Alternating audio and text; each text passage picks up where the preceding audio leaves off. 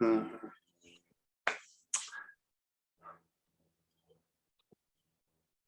Okay. Chapter 9. So, Shantideva text, that's chapter 9. Now, today, reading from the verse 33. Let's see, 32 and 33.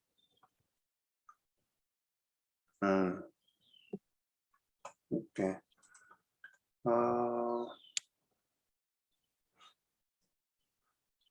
So actually the 31, 32, 33, these three up to 34 here. So what is talking here is the both the basis phenomena. The basis phenomena means every single phenomena are the basis phenomena. And then the reality of all these phenomena, both are like a not true existence. There's a saying, right? As well as like skandhas, the 5 skandhas are not true existence. Same way that the nature of emptiness of 5 skandhas also not true existence. Here you see the non-entity. Non-entity here talks about that emptiness itself. So because emptiness itself is permanent, right? And then phenomena, all this, the permanence and impermanence both are lack of inherent existence. It's not true existence. So that's the saying. And then basically we should know that the emptiness is one of the characteristic of all these phenomena.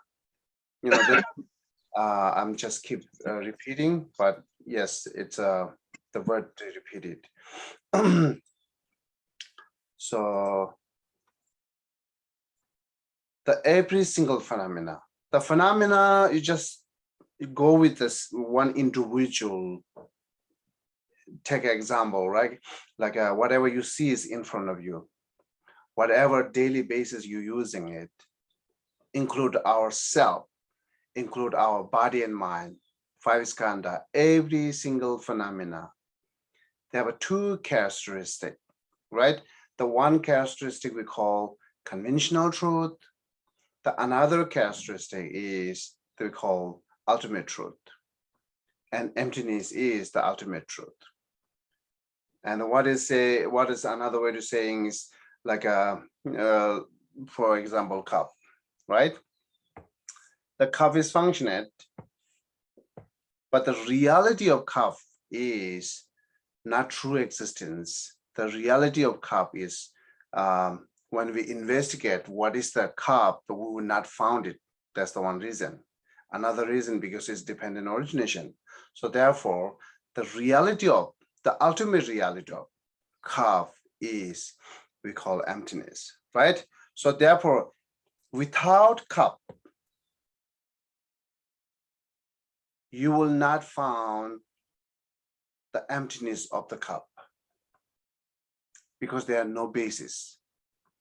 But it means not that the emptiness is changed, right? Whatever existence, the reality is lack of true existence. That's the thing. The reality is lack of independent existence, right? Therefore, whatever single things is the basis is non-exists, then their characteristics are non-exists, right? The character is not exists. Characteristics are not exist.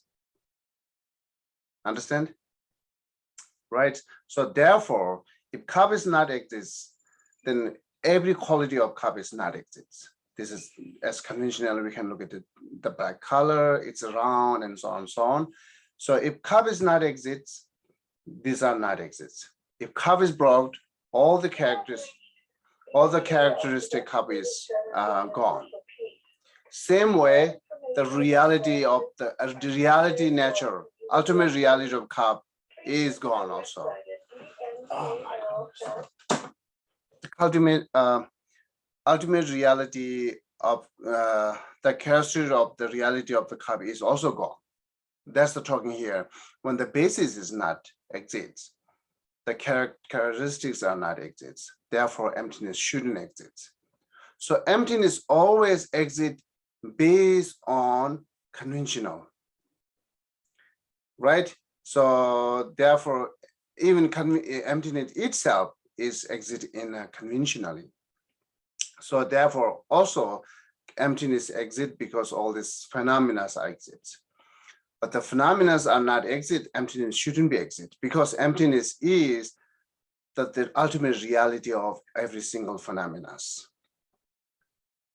But the basis has a different, the cup and mala, there's two different. The reality of these two is not different. The cup of the reality of the cup is lack of independent existence. And the reality of the mala is lack of inherent existence. Exactly same. When we look at the entity of their reality, ultimate reality, you will not see. But these two you see different. These two is which we can understand what is the reality of cup, lack of true existence. What is the reality of mala, lack of true existence. Right? Once mala's gone, right? And then by still lack of true existence there. Understand, right? Lack of true existence is there.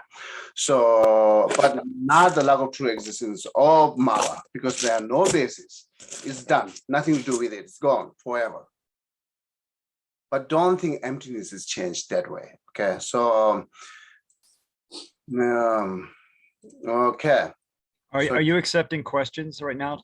Not now. I understand. When I start this topic, I'm keep seeing all your questions, which you asked before.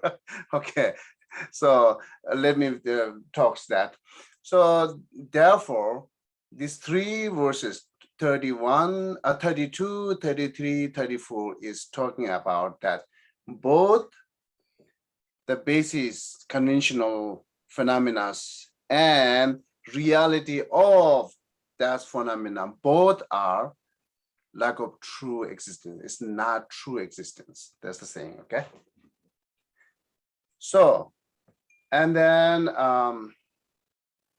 special that the verse 34 here say, Matiyamiga, when neither an entity nor a non-entity remain before the mind, that since there are no other possibility, having no object, it's become clam.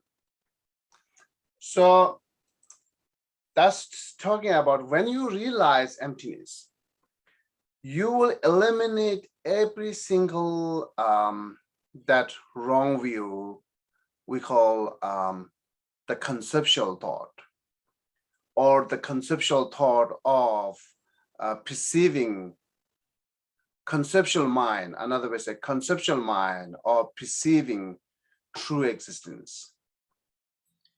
That's the wrong view, the eliminating that. So not just manifestations, is eliminating even that imprint and seeds are by realizing the emptiness. That's the talks here, okay? That also the 34th. So, we must realize emptiness if we want to eliminate that every single ignorance and wrong view. We must meditate and realize emptiness. And emptiness will be eliminate all this wrong view and ignorance, included their seed and imprints. So when we eliminate it, that all ignorance and the perceiving truly existence, then same time we all eliminate every conceptual thought, every single conceptual thought. Okay, so therefore, maybe it's good to talk a little bit about conceptual thought because it's not really familiar in the West. And also, without knowing conceptual thought, you will not understand what the verse 35 and 36 and 37 arguing, what they're debating on. You will not know.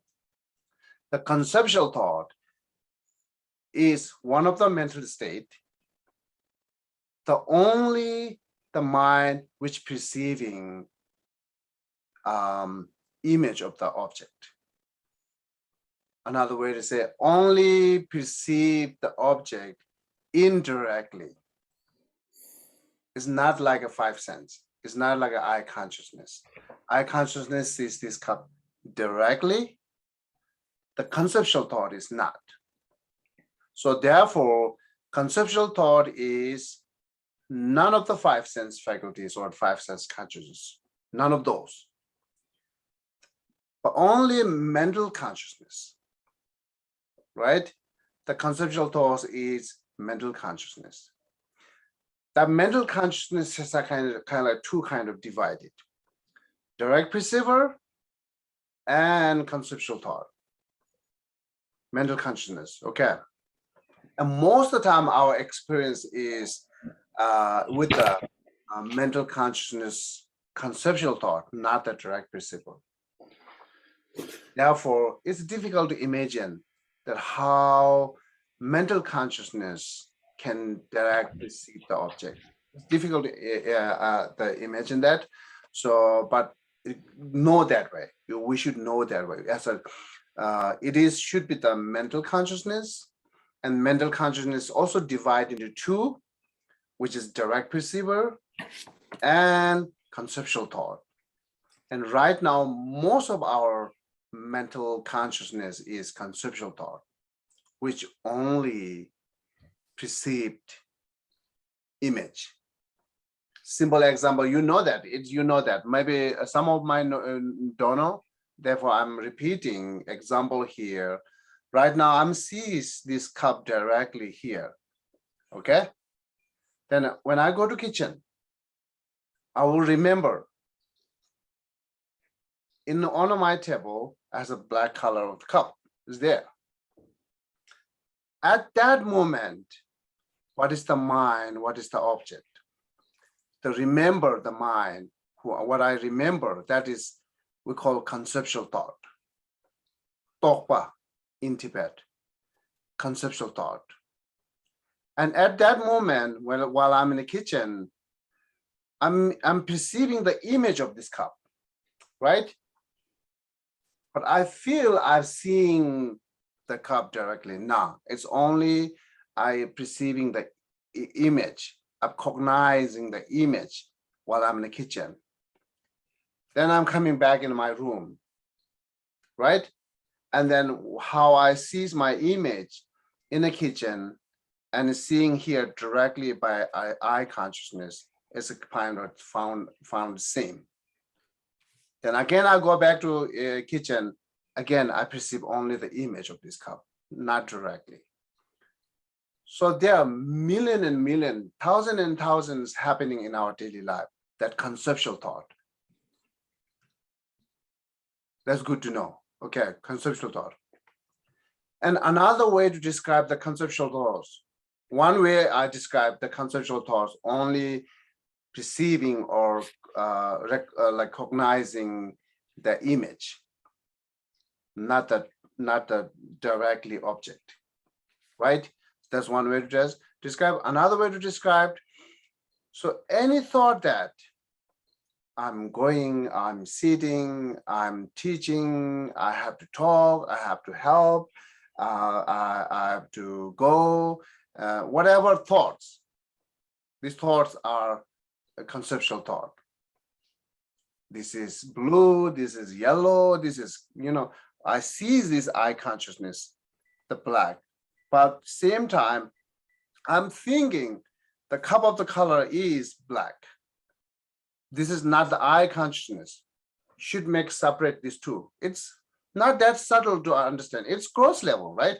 Sees eye consciousness, same time, You thinking it's black. It is black. This is whatever describing discrimination's mind. It is black. That is the conceptual thought. Right? I'm seeing here in front of all the textbook, the I consciousness that I'm reading here. But same time, I'm thinking this is the Shantideva text book, and then it is like a guide to the Bodhisattva way of life. And now we are in it is chapter 9. We are reading on a 34. That's all thoughts, a conceptual thought. I consciousness not describing this. Only the mental consciousness describing. Okay, so this is how we defined briefly about the conceptual thought. Okay, so then we can go see here.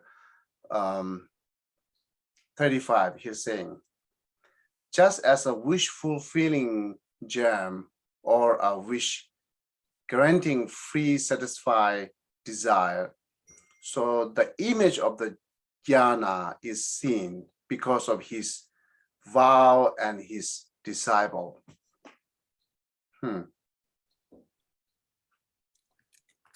Okay, so this is kind of Madhyamika continues talking, but actually the questions comes like that. If when we enlighten, when we become a Buddha, we eliminating all conceptual thought, then how could Buddha can benefit to other? Because there are no thoughts. Buddha not thinking when I am teaching, Buddha not thinking where I have to teach, right? And Buddha not thinking who am I need to teach and who am I need help. Buddha not thinking, it's simultaneously everything happening whenever it needed. It's not just preferring thought, then comes up. For us, first we have to think, kind of like preparations, then we actually engaging, right? I have to go, this way thinking and then go. I have to teach, when? 7 o'clock. All this prepared earlier and remember it, then exactly we open at 7 o'clock and we meet here now teaching. That's all prepared thought. So Buddha don't have, these all thoughts are conceptual thought, and Buddha does not have this conceptual thought because Buddha eliminate all conceptual thought, because the eliminate every single ignorance, which is perceiving or cognizing that truly existence. Clear? Okay. So, okay. So therefore, and that's questions comes, if Buddha eliminating those all conceptual thought, then Buddha not thinking when and where and how teach. So if not, then how Buddha benefit to others? If Buddha is not benefiting to others, then why Buddha enlightened? The point Buddha enlightening is to benefiting to other. That's where he motivated, way beginning with the bodhicitta. This is the everyday practice and dedication, and the act he enlightened. And after he enlightened, he not thinking anything that preparation to how and when to teach, then Buddha shouldn't, or is how could Buddha's benefit to other? Because all the conceptual thoughts include imprints and everything's are eliminated. That's the question comes. So therefore I said, if you do not understand the conceptual thought, then that question and answer will not know. Giving here the just as a wish fulfilling gem or wish gathering tree satisfied desire. So things image the jhana is seen because of his, what giving example for what? That wish fulfilling gem and wish gathering tree satisfying desire.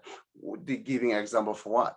Right? You don't understand, you will not understand. So therefore, yes, that's the saying. If Buddha do not have a conceptual thought, then Buddha is not thinking how to teach and when. If so, then Buddha is not benefiting to other. The answer is every single thing is benefiting to other is not necessary to have preparation thought, not necessarily have to be some kind of thought and conceptual thought. Because saying wish fulfilling gem. The wish fulfilling gem, so far we can think here money, the dollar is wish fulfilling gem, one of these. The dollar itself is do not have any thought to, oh, I'm going to help this person to that way, right? And I'm going to getting to people what they like. The paper, it's just paper, not thinking that, but we will gain everything from this dollar. This is one of the wish fulfilled gem that you can think. This even do not have any conceptual thought on it, that money, the paper, but still it's wish fulfill it. Same way, the gathering tree, satisfaction, desire, that's actually, I don't know, it's today's exits. For a long time, it's talking that one kind of tree, Paksam Gishing, that's we talked, right? Paksam Gishing. That Paksam Gishing has a lot of fruit, and then like also same way as a wish fulfilling gem, that the fulfilling whatever people wants to eat and like to eat. That's kind of tree. It's just whether the tree is exit or not. What we need to know is if tree like this, if money, it both do not have any consciousness, therefore these do not have any conceptual thought to think that where and when I help, but still it's fulfilling it, still is benefiting it. So same way, Buddha with this way doing it. Okay, that's one set. So I'm trying to explain again the same the meaning, but a little bit different here. When we realize emptiness, eliminating all this ignorance, attend the cessations, which we call Dharmakaya, natural body, right? The natural body means the reality of Buddha's mind, which is the emptiness of Buddha's mind. The emptiness of Buddha's mind, that's the attended. When they attend it, there is totally lack of consciousness, do not have any consciousness because it's permanent. Emptiness of Buddha's mind, which we call Dharmakaya, is permanent. As well as it's permanent, it does not have any thought in this and that, but still benefit to others. That's another way to explain the same meaning. Okay, so just make sure you understand. Therefore, before we move forward to go more details, the all answering that even without conceptual thought can benefit a lot. So far we keep like 2 examples, right? So they have a few different examples there. Before we go that, I want to make sure that you understand that question answer or what we're talking right now. So see, therefore, okay, prepare your question perfectly, okay? So, and then we can begin the question answer briefly on it to make sure that you understand.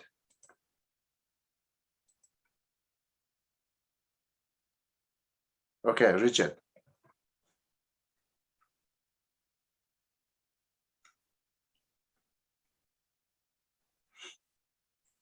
Sorry. Well, if we recognize the difference between the mala and the cup, that's based on, we recognize the difference on the basis, right?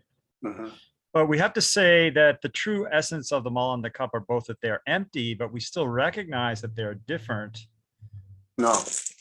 We don't recognize they're different on a conventional level? No. Whatever you Uh-huh. realize, emptiness on a cup, look at what is the object at the moment, the emptiness, right? It's just lack of true existence. It's just dependent. The same entity, this entity, and then when you realize emptiness and mala, these two part of emptiness is exactly same entity. There no any single difference. Really? Aspect is same, right? When you realize emptiness, you will not see this cup. You will not see the mala. So when we see a difference between the cup and the mala, that's on the conventional basis. Yes. But is the emptiness of the cup really the same as the emptiness of the mala? Because yes. Why? Because if the emptiness of the cup is that which is, it cannot be, it's impossible for it to be, it has to be refuted. The thing we think is the identifier of the cup. I remember. Okay. That's different than the thing that has to be refuted Richard, of the mala. Okay, I'll stop. Richard, we should save time. Okay, we should save time. Sure, I sure. understand your question. I don't. Also additionally here. When we realize the emptiness of cup, at the moment, also you realizing cup, then you are realizing both conventional and ultimate together. This is not the quality of like ordinary beings. Ordinary beings do not see these two together. Okay. When you realize emptiness of cup, you are meditating on emptiness cup. It's kind of cup is disappearing. There are no more cup because you are not rejecting or refusing cup, but its vision is changed. When you too much absorbing on the emptiness of cup, the vision of cup will disappear. Totally different entity there. This is one thing. And again, you wake up from this meditation, right? And tomorrow you are meditating. First, you are taking the object here, the mala, which you have to investigate its true existence or not true existence. Then you keep investigating, and finally, you see it's a lack of true existence. The reality is. Then you more absorbing and getting more deeper to seize the emptiness of this mala. Again, mala will slowly disappear. The mala is not there. You will not see the mala, right? Then you will see only the emptiness. But it is emptiness of mala, but at the time, we're not our consciousness not describing its emptiness of mala. Nothing to do with mala now. After you realize the emptiness, only absorbing and seeing, another way to say, cognizing that emptiness. At that moment, while both cups and malas are disappeared, that emptiness that you are seeing that emptiness. That emptiness is same, not different, because at the moment we are not seeing cup of emptiness of mala, not seeing that. Okay, so if an area, say someone perceives the emptiness of the cup, they cannot use the cup then, because while they're perceiving the emptiness, they don't see the conventional cup. Of course they cannot use it. Yeah. But the Buddha can see both simultaneously, the conceptual cup as conventional cup, and the ultimate reality of cup, which is emptiness of cup. So the Buddha can function in both, but we are not there. We would have difficulty just seeing the emptiness of cup. Oh, okay, that's very difficult. So a follow question is, of course it's difficult. There's no question. Of course it's difficult. Oh, I agree. Okay, so yeah, there are no question. Yeah, so if we're experiencing direct, like if you have like not eye consciousness, but consciousness, and you say indirect perception, we can understand. I see the cup, I'm in the kitchen, but what is consciousness? Say memory of the cup. I'm in the kitchen, the cup is in your room. I'm not in your room. I see the cup in my mind, in my consciousness, right? It's a memory. But do we ever have, so you said that's indirect, correct? Yeah, it's indirect. But then you said there is such a thing as direct. What is Yeah, direct? right now it's direct. Eye consciousness. My eye consciousness. Sure. But in consciousness, what would be a direct perception of consciousness? What's an example? What level of you talking of consciousness?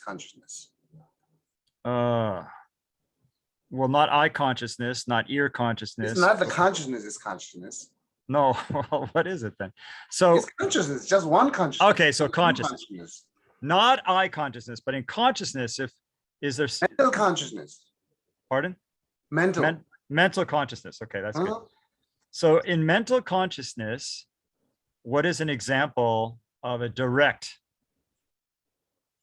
Example is people who sees future, people who sees like the another mind. But is that direct or indirect? It's direct. But therefore, I say way begin. We cannot imagine that.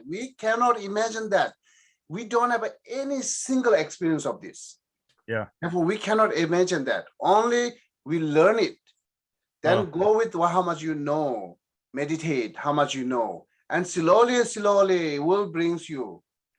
Yeah, only we need to know now, not the experiences. So if we know we cannot imagine it, we won't have the danger of trying. We will not make that therefore, mistake. You don't have to try that.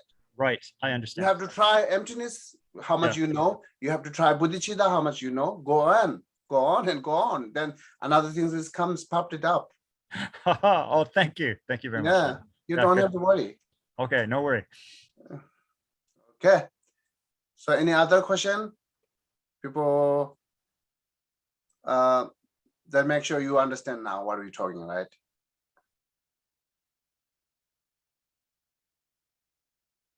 Okay, so let's move forward then. So here giving example, the wish fulfilled Jew, and then the tree, which is satisfying all the desires as an example. And then simple for us, you can think the money can benefit a lot, can fulfill all these wishes, but money does not have any thought. Okay. But while we're giving example, but you might confuse in a meaning. What is really meaning? It's not saying Buddha does not have a mind. Okay? It's saying Buddha do not have the conceptual mind. Of course, Buddha do have a mind, which we call omniscient mind. And Buddha do have all these different minds. But Buddha do not have a conceptual thought, which is thinking this is red, this is father, this is mother, this is earth, this is sentient being, this is the hell realm, this is hungry ghost, and so on, so on, so on, so on. That kind of conceptual thought, Buddha do not have it. Because every single mind, what Buddha have is direct perceiver.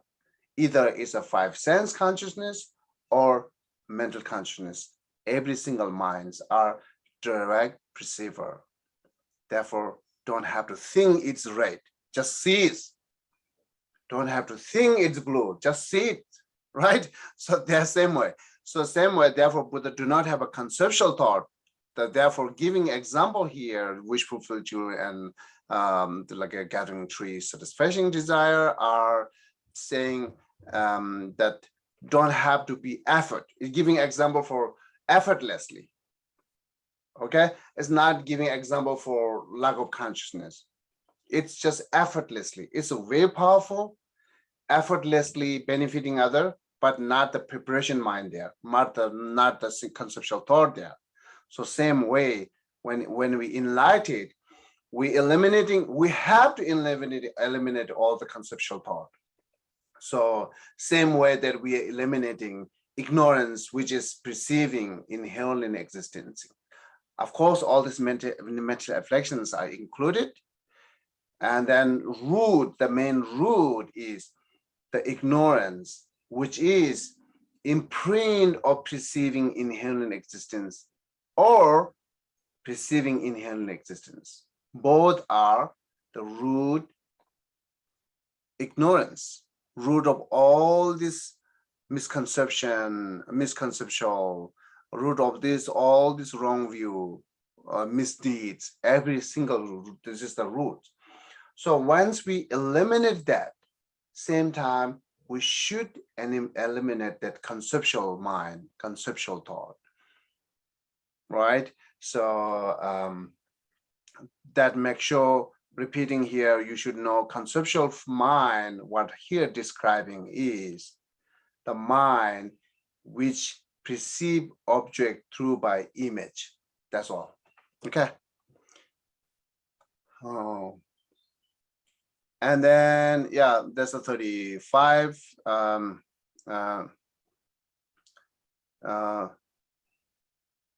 then it's the meaning is saying, then why Buddha effortlessly can benefit to other without any conceptual thought? The answer is Buddha did long time practice, and also he motivated and prayer and wish, having generate a lot of wish to gaining this kind of quality. Everything's happening simultaneously. So correct my pronunciation, okay?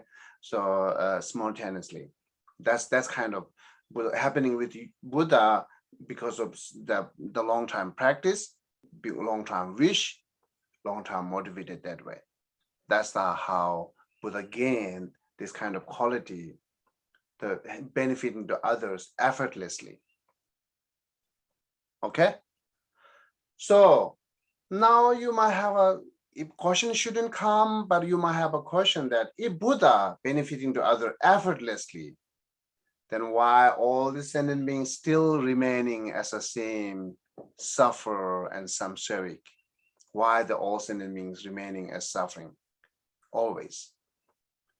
Because Buddha does have a powerful, Buddha does have everything, like effortlessly can benefit to other, effortlessly can help other. Then what is problem there? Still we have a samsaric being there.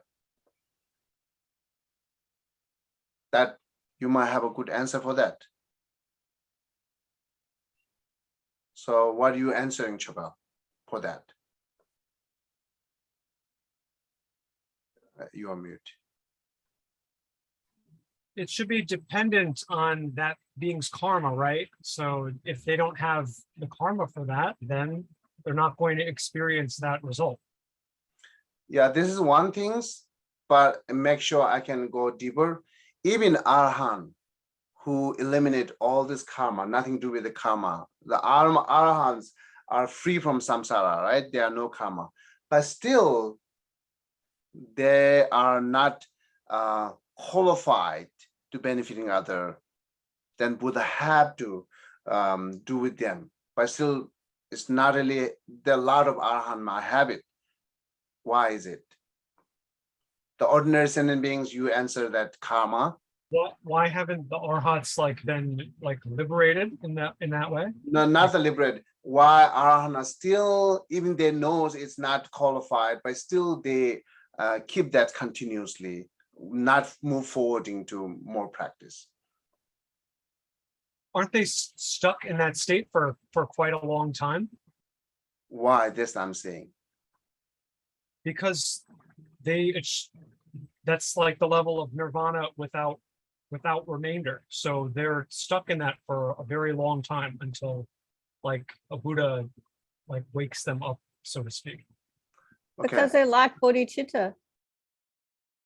That's one thing. That's one thing. So, and okay, so thank you, Anila and Chapel. So I can repeat those questions again to want to hear from someone else. So if Buddha very qualified to benefit other and no need any preparation for that, it's everything simultaneously Buddha can do that. And every Buddha can benefit effortlessly. But why still so many suffering beings, the numerous suffering being is remaining now? So who else can answer for that now, besides Chapel and Anitendo? Sure. Yes, please. You understand question, right?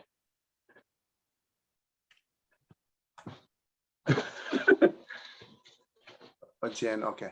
So who else can answer? Everyone know?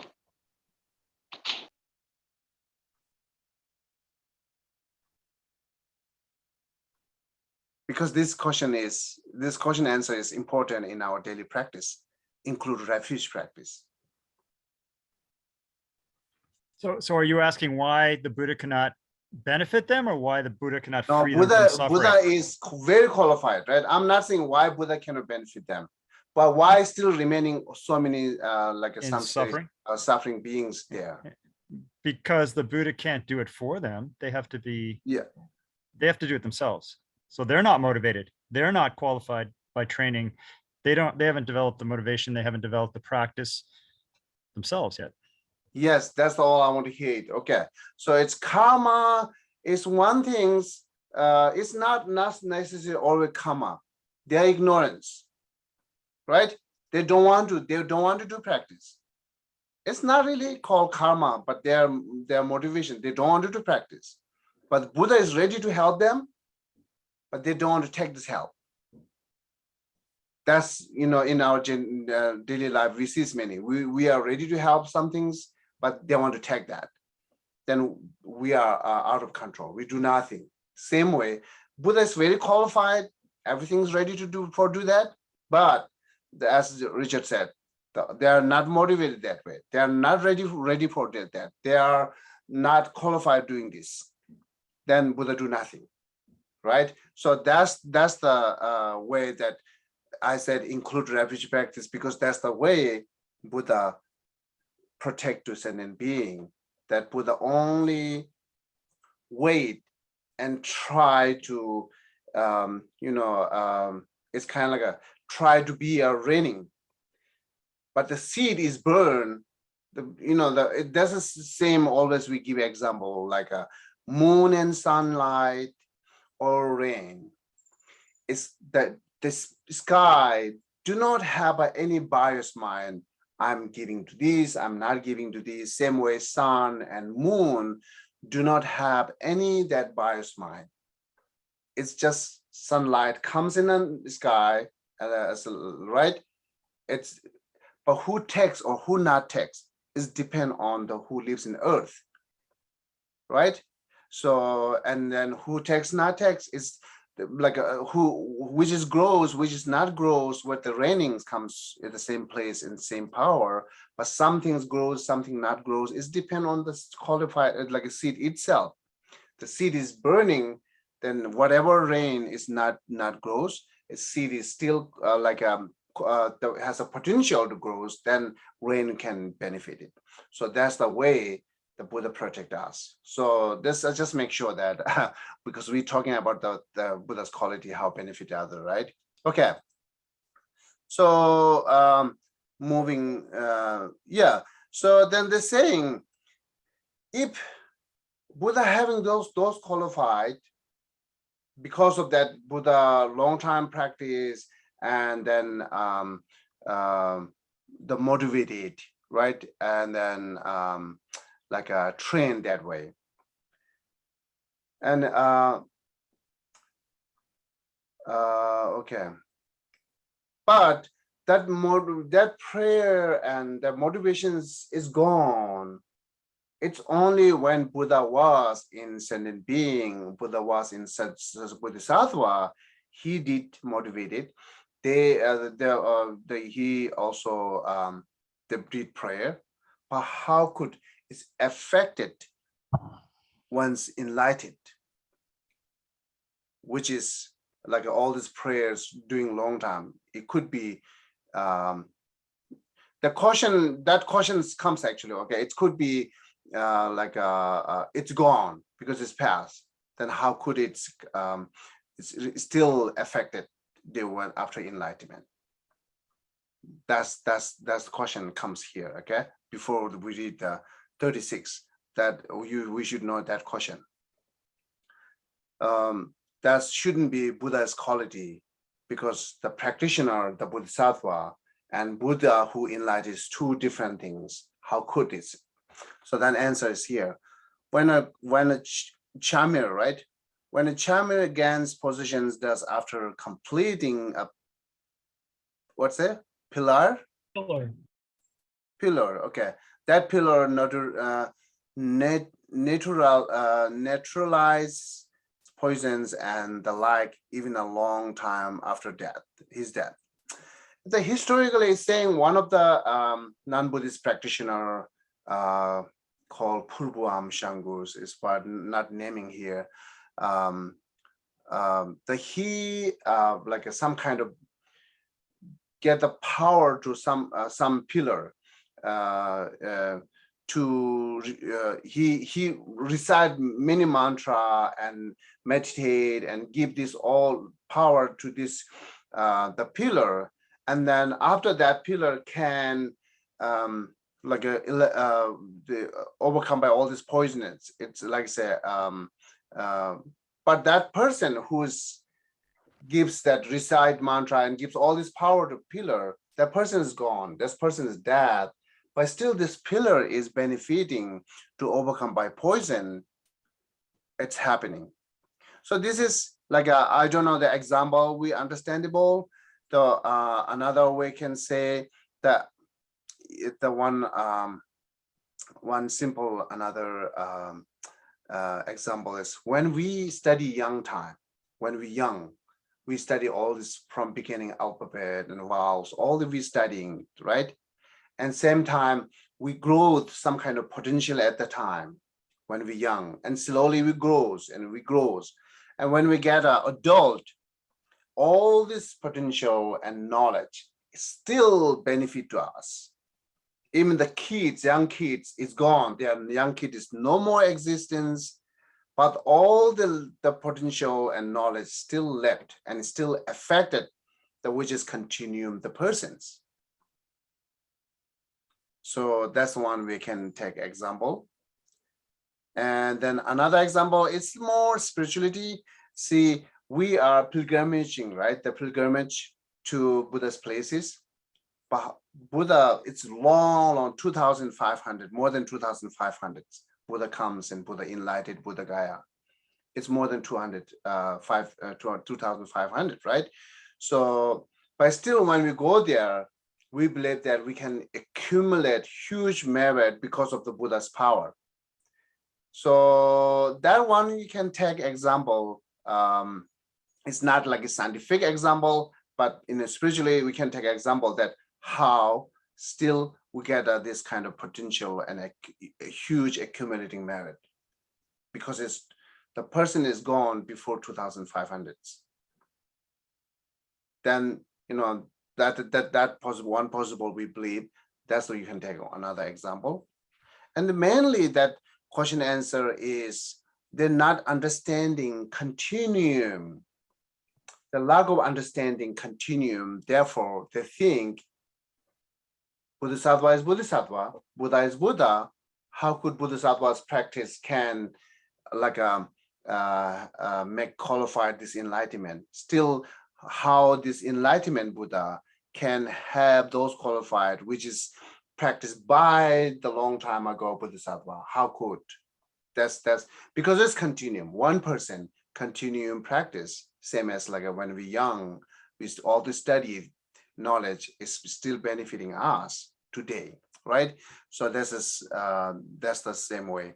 Even the young one is gone, the kids is gone, young is gone, but still the knowledge and everything is still affected.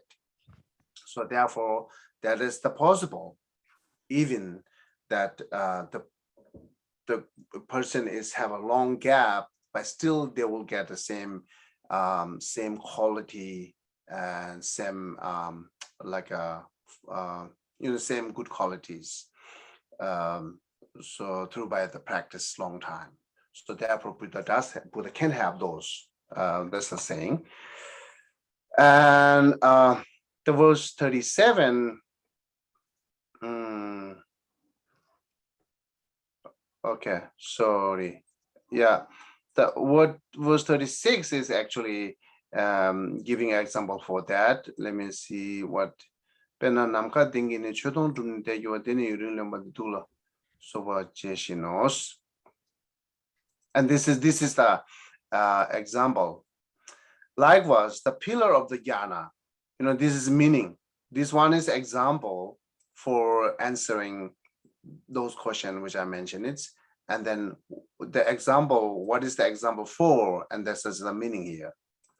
Saying likewise, the pillar of the jnana completed accordance with the Bodhisattva way of life accomplishes all tests, even when the Bodhisattva has passed into nirvana. Because of continuum, Buddha can help those quality which is practiced long time, many eons, 3 eons.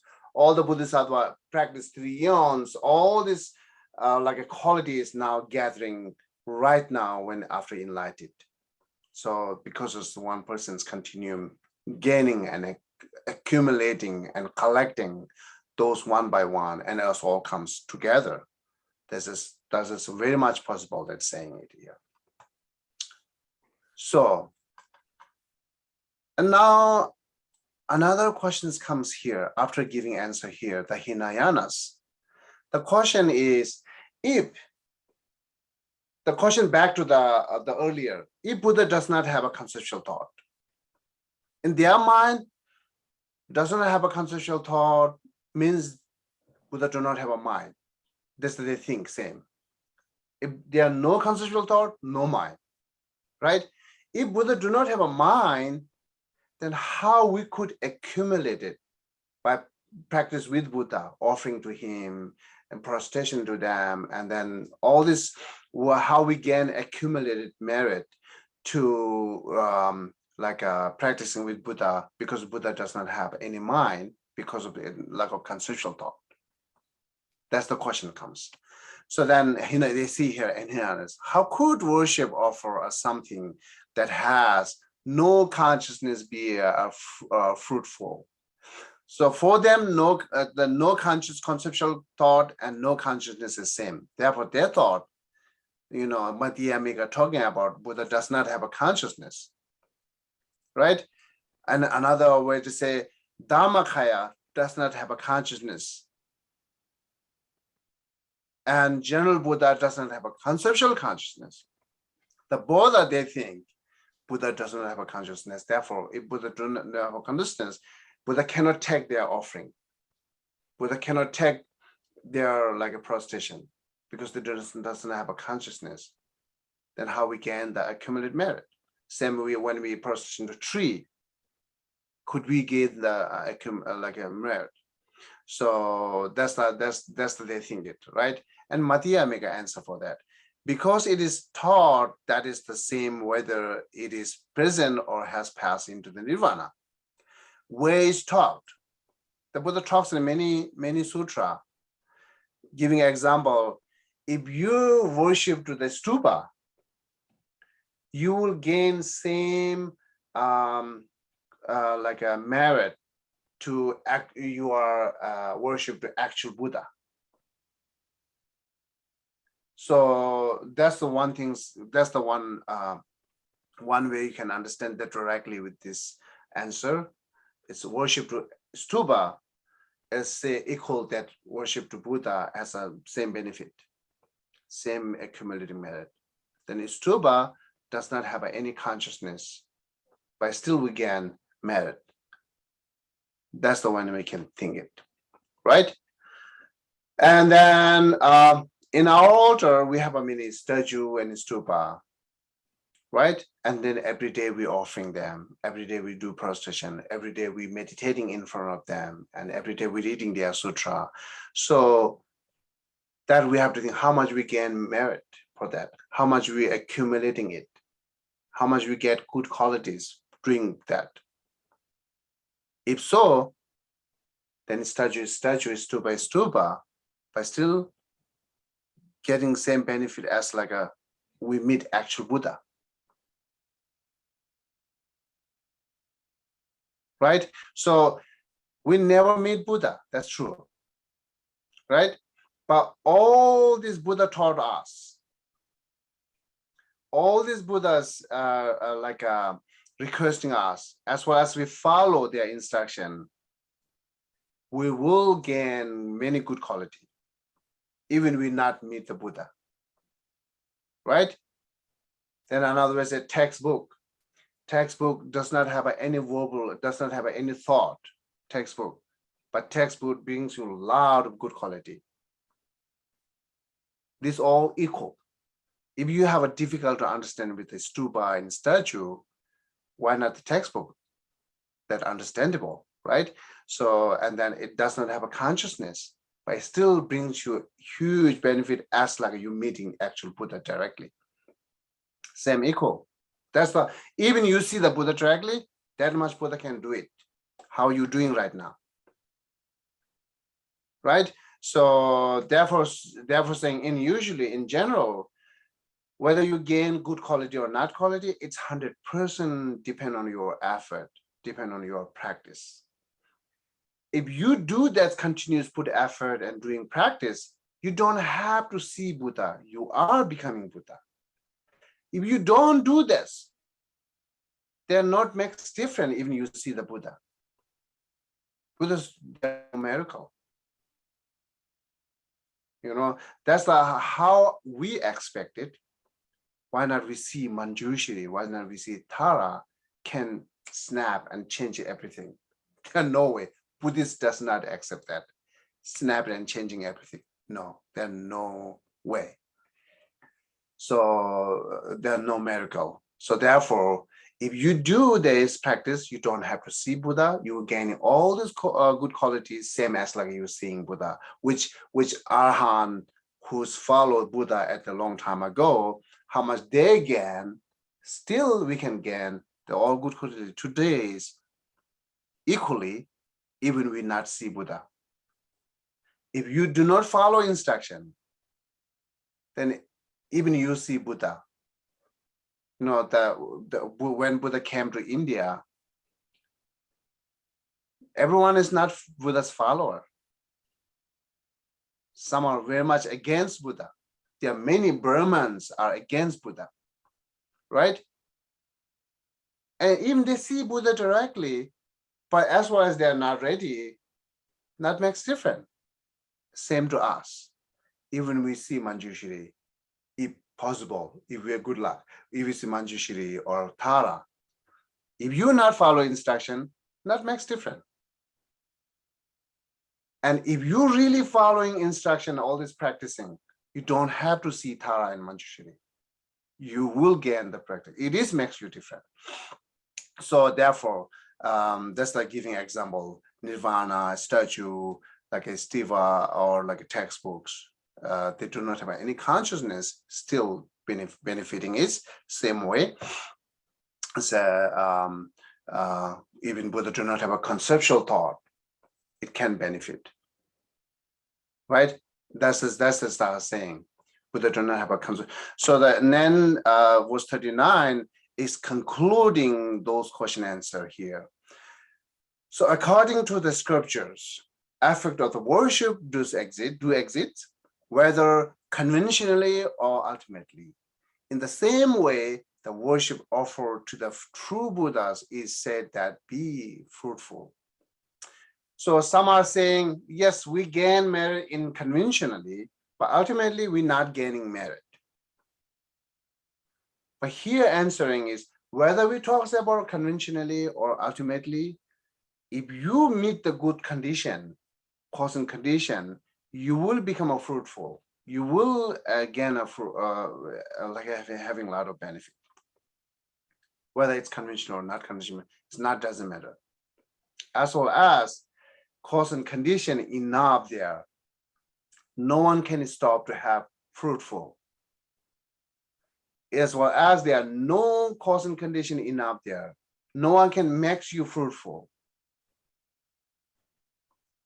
So therefore, it doesn't matter conventional or ultimate. That's the trust Buddha. If you do practice, you will gain fruitful. If you do not do practice, you will not. So that's how we get benefit and good qualities. So therefore, this is now one of the conclude this question answer. And from 40, it's actually kind of starting new. It's continuum subject talks about emptiness. It's kind of new topic, right? It's starting new topic, which we can call proving that Mahayana teaching is Buddha's teaching. So Shantideva's text here, the talks that Mahayana teaching is Buddha's teaching. The problem there is proving there. Even Hinayana practitioner, even like a Theravada practitioner, has to be. Janet is there. Janet, you coming in person? So okay, I will not hear that. So anyhow, so even the Theravada practitioner has to be realized emptiness for just achieve nirvana. That's the how said it here. So I'm going to not begin from here. The verse 40 is kind of because new topic starting. So up to here now, it's a lot of question answer that to understand how emptiness worked, how emptiness brings us benefit. That's the talk, right? Okay.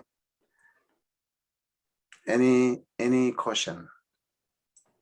Janet, are you come in person? Yeah, I'm trying to. Sorry. I'm teaching from my room. It's more easy for me to open this computer. Sorry about that. So to Thursday class, just always virtually, okay? So Alex, Yeah, Sunday we gathering together. Okay. Any question? Geshe-la, Yes, Georgian. to go back to your question about why the arhats, what was your question about the arhats? I'm sorry. I have a question. When I asked question Chopel. Yes. Oh, okay. Because Chopel said it is because of karma. Then it's not the complete answer. Therefore, make sure he knows better. Therefore, I bring Arhat as an example, who is free from karma. So still, the Arhats are not completed their goal, but not practicing. But still remaining a lot of Arhat as a incomplete. Even But- Buddha has qualified to that. Why is incompletely they remaining there? That's the question. Isn't part of the answer to that question that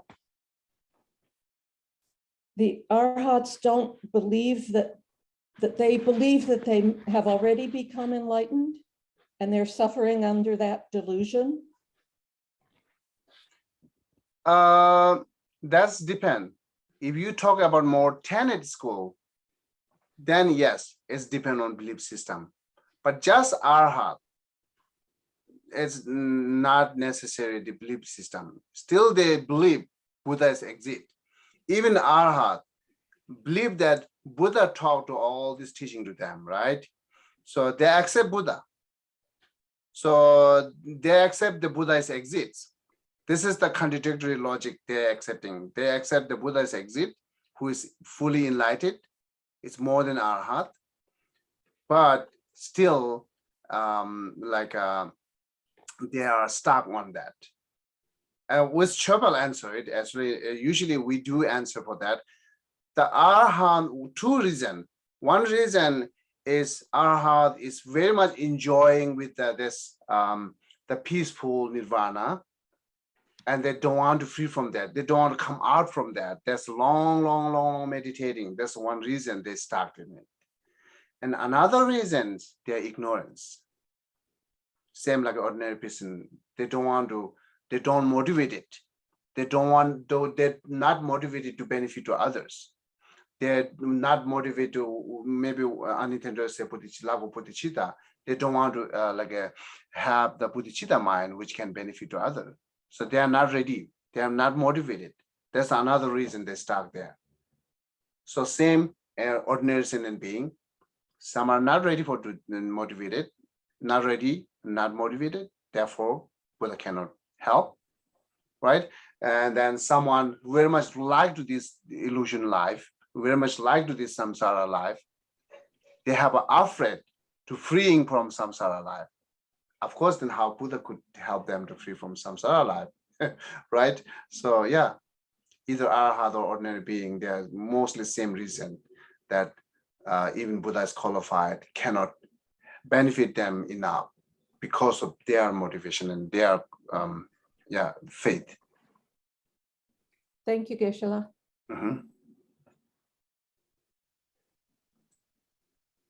Okay, anyone else have question? You can ask general about emptiness question, or you can ask question which is related with the today's subject.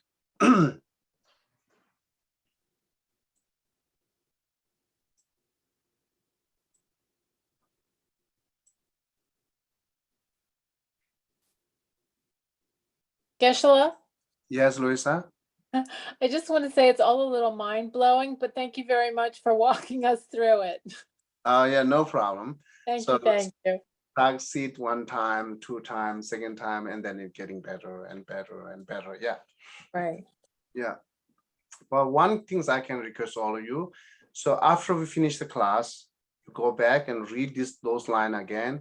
If you have a commentary of this line, you can read the commentary, or you can listening again this recording. But make sure you emphasize that we need to do it. Emphasizely or repeatedly we have to do. And then you know that the mind will be getting better and better. So it's like a tricky. When we study philosophy, when we look at the way beginning, this thing, oh yeah, so all this philosophy is difficult. That's we feel it. Once we know one technique, studying, and then it's kind of like you will know the one technique. The one technique can release all this problem, makes you easy understand, even you learning new subject. That kind of things happening, right? Yes, philosophy in generally, the philosophy and these things are difficult, but if you know the technique, they're not difficult. General meditation is difficult. If you know the technique, they're not difficult. So that's the how. The technique is not comes from like something from space. So you have to build it up. That's your effort. You study it, repeat it, emphasize it, make sure that try to understand it. Then slowly, it's popped it up. Makes you very easy to learn other continuous things. Okay.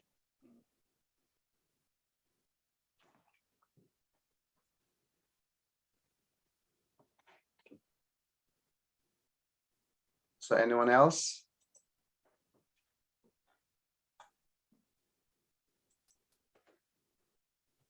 So Janet, you just came. Where you listening? You down there? No, Geshe-la, I had a little problem and I had to drive around and I see. here, Okay. and I thought, well, if I come here, I at least can hear a little bit of the class. I missed most of the class. I see. Yeah, that's fine. You can listening the recording. Yeah, that's fine. Yeah. Yeah. So we 32 up to 39.